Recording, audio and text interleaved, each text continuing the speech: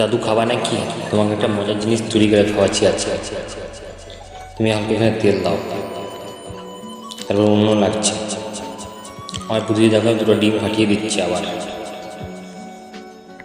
তোমাকে সেই জিনিস তৈরি করে খাওয়াচ্ছি, দেখো খেলে খুব টেস্ট হবে দাদু। তারপর আমি 4-5টা ডিম ভেঙে দিলাম, হালকা তেল দিয়ে দিলাম। দাদু আমাকে খিচুড়িটা দাও একটু এদিকে। দাদুর জন্য সে একটা পরোটা তৈরি করছে ঝাঁকাস করে। দাদু প্রচণ্ড খিদা পেয়েছে, তাই আমি একটু লঙ্কা গুঁড়ো দিয়ে দিলাম দাদু। তারপর আমি সস দিয়ে দিচ্ছি দাদু।